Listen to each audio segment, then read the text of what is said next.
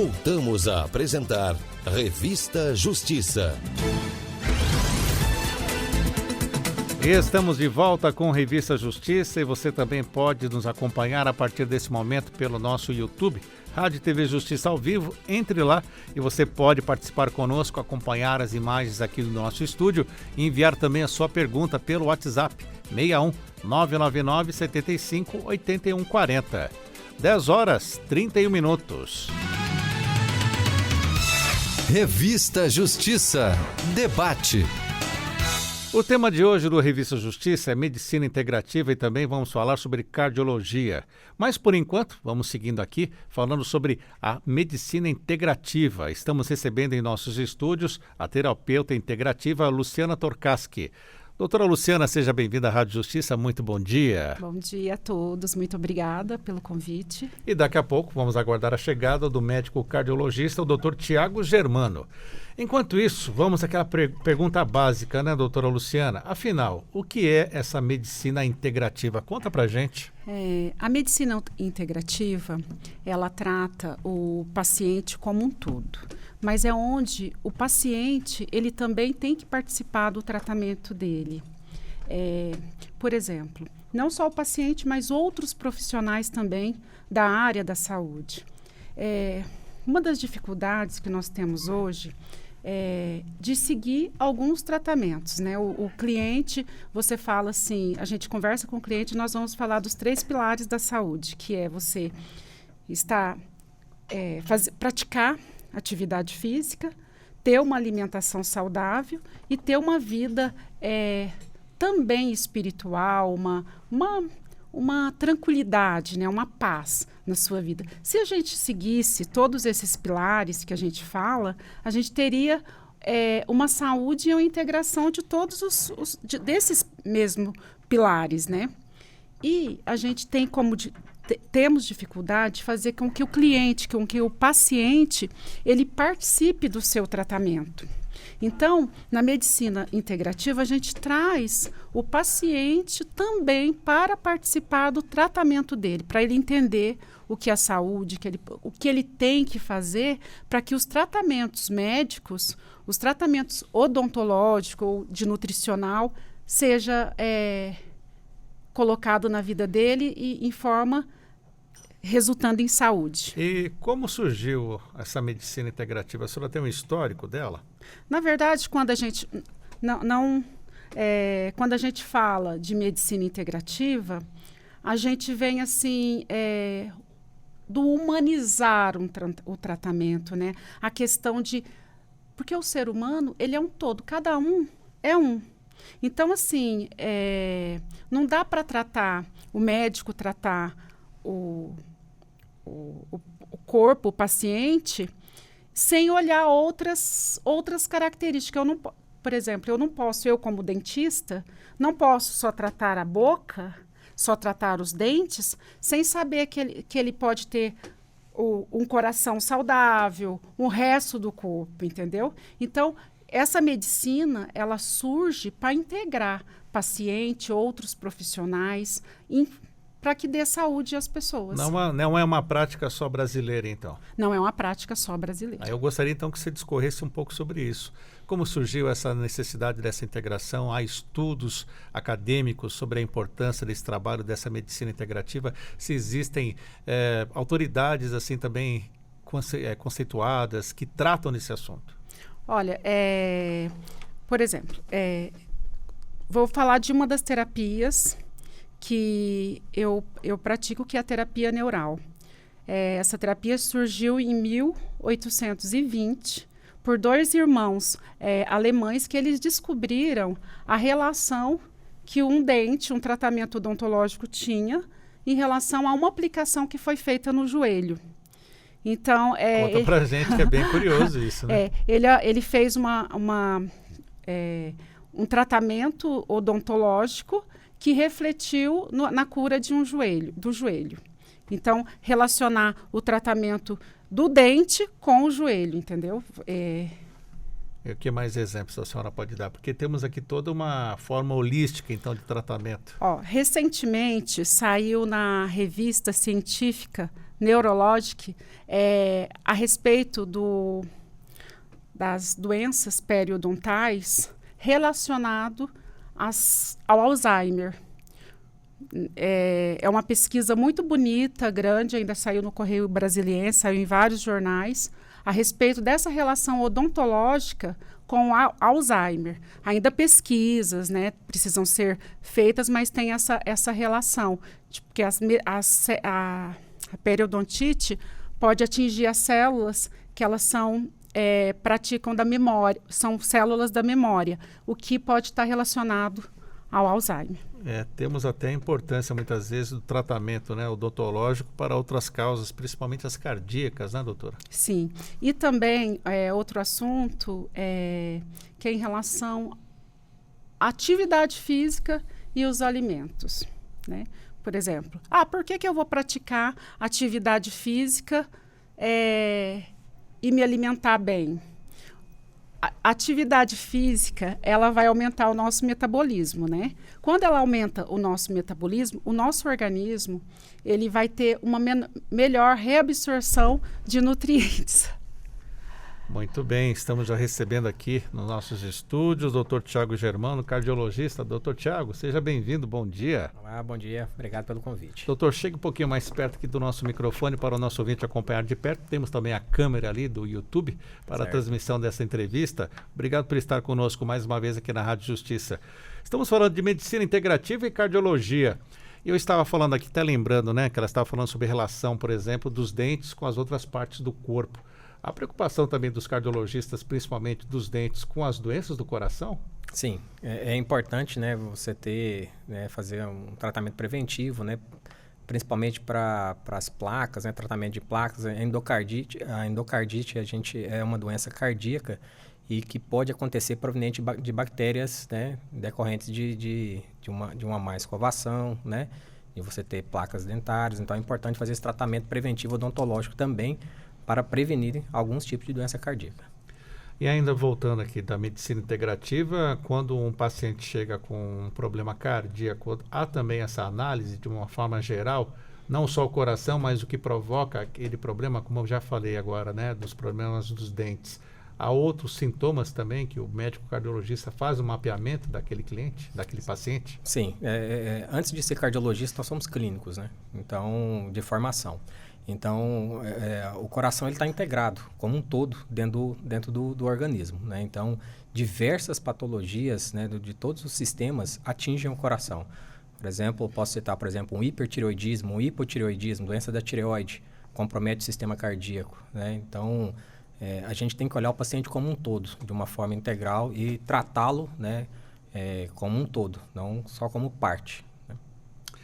Doutora Luciana, voltando aqui à questão, né, dos tratamentos, e o emocional é o que mais preocupa quando a senhora faz uma análise de um paciente?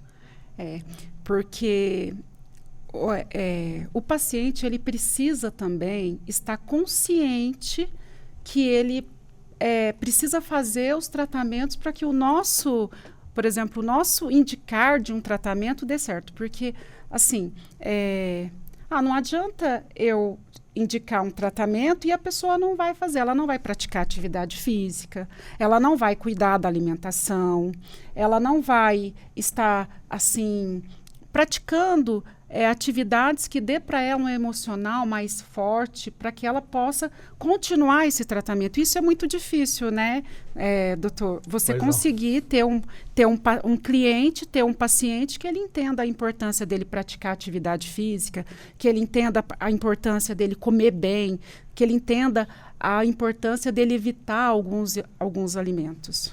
Pode complementar, doutor. Sim.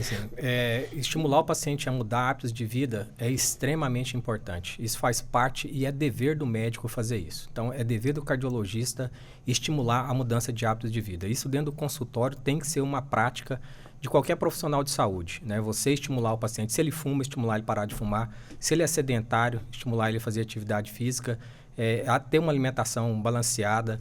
Então, a prevenção é o melhor dos caminhos. Se a gente conseguir, a doença cardiovascular é a doença que mais mata no mundo, né? Hoje, no Brasil, na data de hoje, se a gente entrar no site da SBC, do cardiômetro, A gente consegue ver que só no Brasil, na data de hoje, a gente tem mais de 200 mil mortes de causas cardiovasculares. Nós estamos aí falando principalmente de infarto e AVC. Então, a prevenção sempre será o melhor caminho. Aproveitando o gancho que você falou sobre hábitos, alimentação balanceada e os alimentos processados, doutor, que está agora em alta, né, muitos debates sobre o uso desses alimentos. Temos até secretarias de educação tirando os alimentos processados das cantinas. O que você pode dizer sobre isso? A alimentação do brasileiro, claro, não é 100%, a gente gostaria que fosse, mas assim, o arroz, o feijão, o bife e a salada, a gente não deve mudar isso. Nós estamos falando de alimentos praticamente in natura. Que tipo de processo que o arroz, o feijão, a salada e o bife passam? Praticamente nada. Então, a gente não deve trocar os nossos hábitos alimentares por alimentos processados e ultraprocessados. Todo alimento, quando ele passa por algum processo, ele sofre um tipo de mudança e ele passa por algum aditivo. Esses são a problemática, esses aditivos, né? Para conservar mais, para dar mais gosto, para dar mais cor. Principalmente as crianças são muito atraídas por isso, gosto e cor. Então, nós temos que tomar muito cuidado com alimentos processados e ultraprocessados.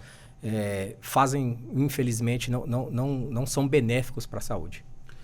Doutora Luciana, como então a terapia integrativa, a medicina integrativa, ela pode auxiliar as pessoas com esses problemas cardíacos? Estimular, como o doutor disse, estimular os hábitos saudáveis. Alimentação saudável. E quando a gente fala de alimentação, a gente não fala só do consumir, a gente também tem que falar do tipo de preparo de alimento. A questão da adicionar o sal, o açúcar. Então, na hora do preparo, a gente também tem que saber preparar esses alimentos. Criança, não adicionar tanto sal, tanto açúcar. A gente tem que estimular os hábitos saudáveis. E o preparo também. O simples, ele é saudável. A gente pega uma cenoura. A cenoura, se você ralar, ela perde nutrientes. Perde nutrientes no ralo, perde nutrientes onde você colocou a cenoura. Então, o ideal seria você comer uma cenoura sem ralar, crua, assim, ela inteira, né? Então, estimular hábitos saudáveis na população e saber que o simples, ele é saudável. Às vezes acha assim, igual o doutor disse, arroz, feijão, salada. Mas é simples. Não, mas é saudável. Também é saudável.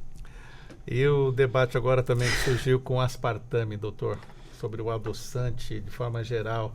Eles acabam implicando também problemas cardíacos ou não? O senhor tem uma posição sobre o uso do aspartame, principalmente?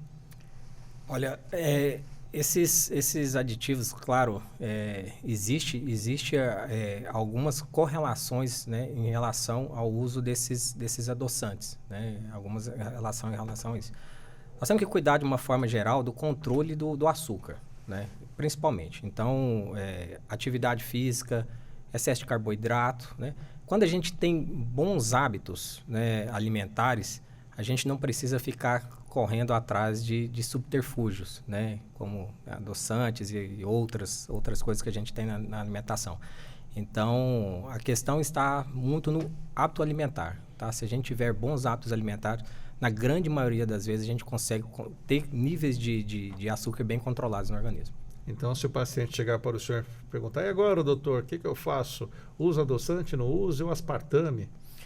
Eu sempre primeiramente, recorro à mudança de hábito alimentar e atividade física, entendeu? Se a gente não consegue, num prazo aí de 3, 6 meses, chegar em valores ideais e adequados, aí sim a gente pode discutir outros subterfúgios para chegar nesses valores. Doutora Luciana, aqui no Distrito Federal existem características diferentes de como tratar o paciente de forma integrativa, dessa medicina integrativa para os outros estados. Temos um clima seco, temos esta questão que as pessoas reclamam muito da secura.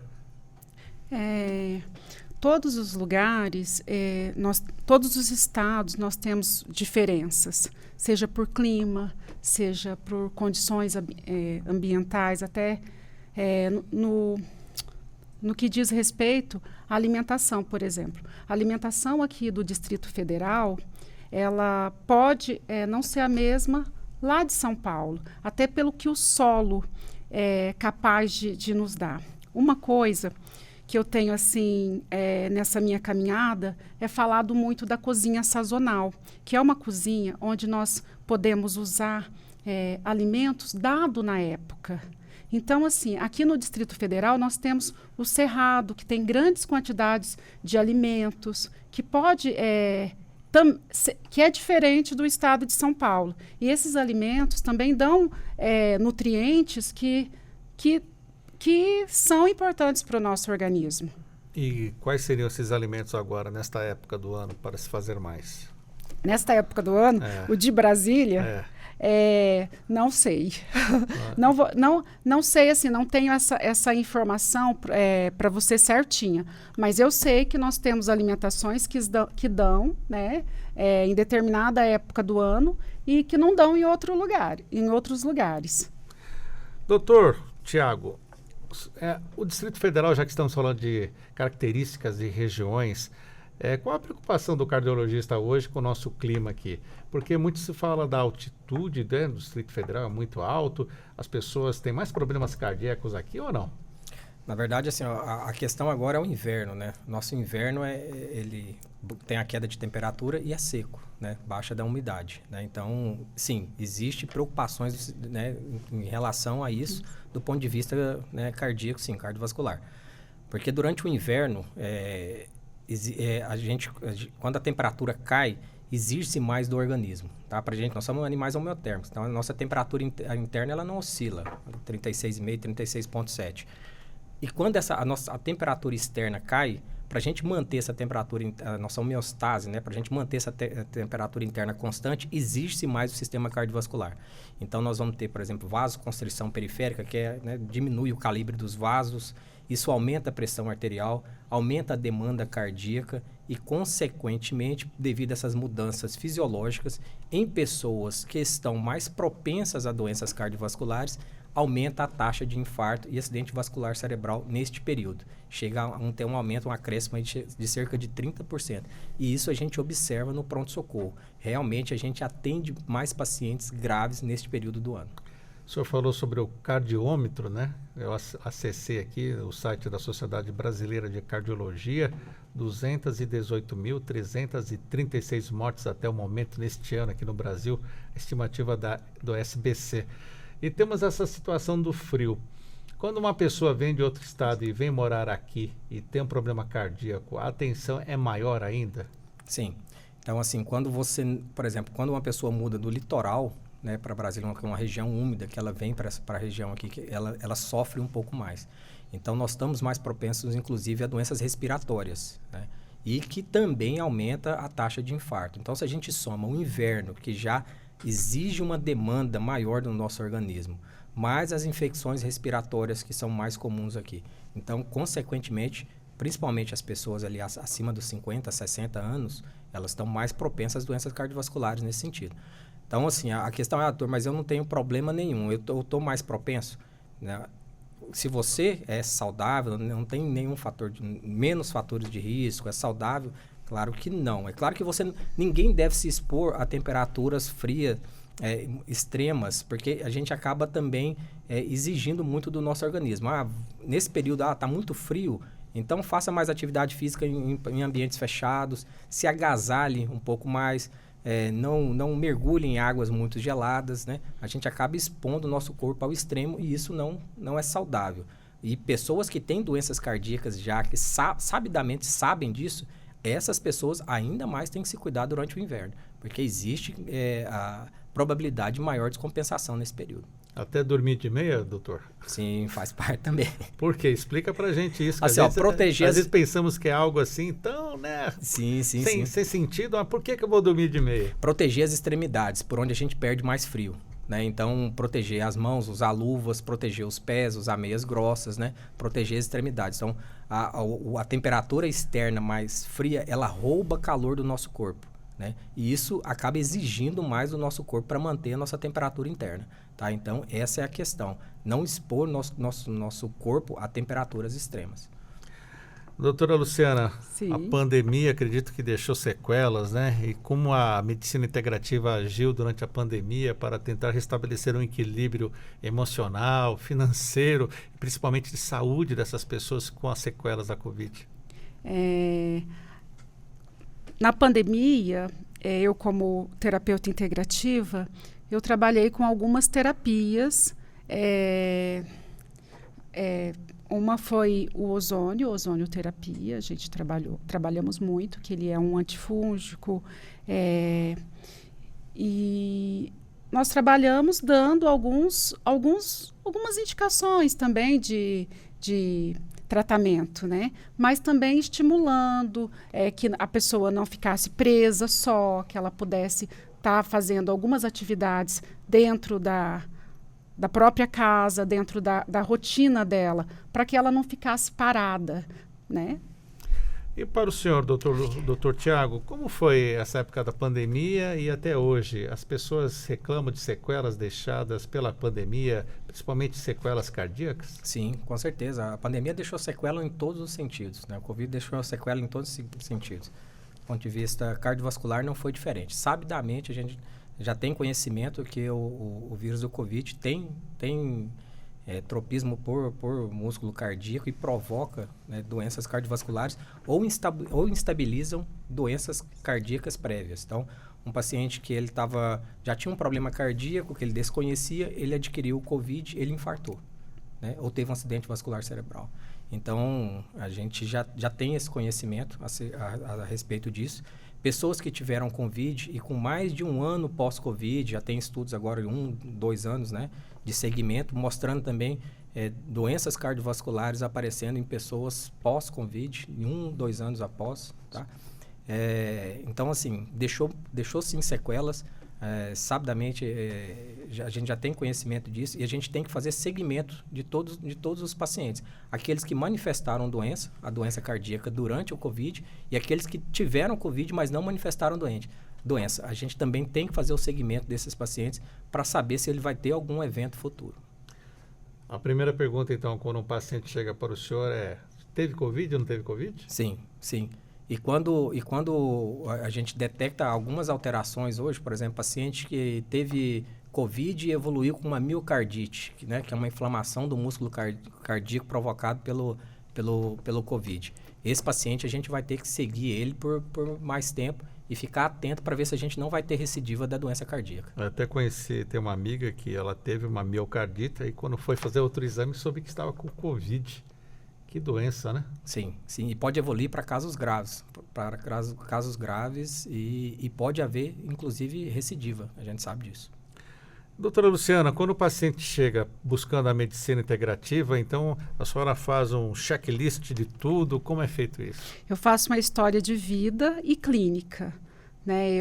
Eu procuro entender toda a vida do paciente, mas também a história clínica, até mesmo para estar encaminhando esse paciente para outros profissionais. Porque eu, como sou dentista, formada em educação física e pós-graduada em nutrição e alimentação saudável. Então, eu procuro fazer essa geral para assim, olha, eu tenho que encaminhá-lo para o cardiologista, até saber os profissionais que eu tenho que estar indicando e estar colocando esse paciente. E dentro desse trabalho feito de forma com outros colegas, a psicologia entra também? Entra a psicologia, entra todos os profissionais. E esse trabalho emocional também acaba repercutindo lá no coração, doutor? Sim, sim, com certeza. O emocional, o coração, ele é estudado, é a especialidade mais estudada, né? Desde a antiguidade e desde a Grécia Antiga já existia essa correlação do coração com o sentimento. A gente sabe disso. Inclusive, existe uma síndrome chamada síndrome Takotsubo, que é coração partido, que é um evento cardíaco dramático em uma situação de muito estresse emocional. Não é incomum a gente pegar, por exemplo, uma pessoa está no velório de alguém, né, algum ente querido, e essa pessoa evoluir com esse quadro, entendeu? Que é um quadro que simula um infarto, mas sem obstrução de artérias coronarianas, apenas pelo estresse emocional. E morre, não? Pode inclusive levar a óbito, tá? Então, o estresse é um fator de risco cardiovascular. A gente já sabe disso. O estresse emocional. Pessoas que vivem sob muito estresse emocional, ela tem mais risco cardiovascular. A pessoa, quando tem uma síndrome de pânico, que sente aquela taquicardia, aquela aceleração, e chega lá na hora do exame, né, de um exame clínico, não detecta nada. Esse também pode levar à morte, essa sensação da síndrome do pânico? Essa sensação, somente a sensação, não. Ela não pode, ela não causa o óbito. Mas essas pessoas estão sob uma carga de estresse maior, né? E o estresse é um fator de risco. Somado a isso, outros fatores, de repente é um tabagista, é uma pessoa que tem um colesterol alto, é uma pessoa que tem um diabetes que não está controlado. Então, somado esse estresse emocional a outros fatores de risco, sim, essa pessoa está exposta a maior risco cardiovascular. E para isso, então, quando a pessoa já chega com esse sintoma da síndrome do pânico, o tratamento é o quê? O tratamento, né, é tratar a causa, né? Então, na grande maioria das vezes, a gente tem paciente que, sim, você detecta que essa paciente tem um transtorno de ansiedade generalizada, tem uma síndrome do pânico, nós vamos encaminhar para um profissional, para um psiquiatra, para poder fazer uma avaliação e tratar essa causa emocional desse paciente também. Doutora Luciana Tokarski, dentro da análise, né, da anamnese do paciente, a família também entra ou não? Depende, porque vai depender o que ele vai colocar para a gente. Muitas vezes, olha, já aconteceu de um cliente chegar e falar, olha, ele está com... só um exemplo, né? Sim, a esposa por favor. chega com o marido e fala assim, olha, ele tem esse. Aí ela começa a contar toda a história de vida, o que ele tem, e a gente percebe que ela também está precisando de alguns cuidados. Então, a família, às vezes aquela pessoa que está junto também está precisando de alguns cuidados, né? Por exemplo, você pega uma mãe que ela cuida de um filho, ele tem síndrome de Down. Né? Ela vai estar ali, ela tem toda a dedicação, ela está ali o tempo todo cuidando daquela criança, e ela acaba precisando ela também de cuidados. Então, a família também, muitas vezes, precisa de um olhar, de um cuidado. 10 horas e 58 minutos, infelizmente, doutor, nosso tempo já está se esgotando. Quero começar agradecendo ao senhor, ao médico cardiologista Tiago Germano. Falamos aqui sobre a medicina integrativa e também a cardiologia. Doutor Tiago, muito obrigado por estar conosco aqui. E qual o conselho final que você deixa para o nosso ouvinte, paciente que está acompanhando aqui a nossa entrevista? Mantenha seu check-up em dia. Eu acho que a grande questão é essa, assim, fazer prevenção, né? Se a gente previne, eu costumo dizer que a morte cardíaca não é uma fatalidade. A morte cardíaca pode ser prevenida e depende muito do paciente buscar essa prevenção, esse check-up. Sintomas, assim, que preocupam, quais os primeiros sintomas, então, que o senhor indica? Dor no peito, principalmente. Dor no peito, falta de ar, um cansaço desproporcional. Eu subia 5 lances de escada, eu não cansava, e agora eu estou cansando extremamente. Então, um cansaço desproporcional, uma dispneia, uma dor no peito são os principais sintomas. Tem idade? Não. Uma faixa etária, doutor? A doença cardíaca hoje, a partir dos 30 anos, já é comum a gente pegar paciente cardiopata. A cada década vem diminuindo, inclusive, essa porcentagem de pacientes na faixa dos 30 anos. Também agradeço a terapeuta integrativa, a doutora Luciana Tokarski. Muito obrigado por estar conosco. As suas considerações finais, doutora. Eu diria que toda pessoa tem que se cuidar com amor e se priorizar. Falta prioridade, às vezes, para a gente fazer uma atividade física, cuidar da alimentação e até mesmo de ir a uma consulta, que a gente prioriza trabalho, prioriza outras condições da nossa vida e não nos priorizamos. Então, que a pessoa se dê prioridade. A pessoa, é aquela comparação que a gente faz, né? Ela é uma máquina que precisa ganhar dinheiro, mas tem que cuidar da máquina também. Tem que cuidar dessa máquina, então dela. se priorizar. Priorizar a saúde, que a saúde ela vai nos dar outras condições. 11 horas em ponto, quero agradecer aos nossos convidados e você que nos acompanhou também pelo YouTube e aqui em 104,7 FM. O Revista Justiça de hoje fica por aqui. A apresentação e edição de Sérgio Duarte, a produção de Leandro Bezerra, trabalhos técnicos Luiz Alves, programação musical Josimar Fernandes, coordenação de jornalismo Bárbara Michelini, Secretaria de Comunicação Social, Supremo Tribunal Federal. Está chegando aí a Ariana Fonseca e mais um Pauta Musical. Um excelente dia para você e até amanhã.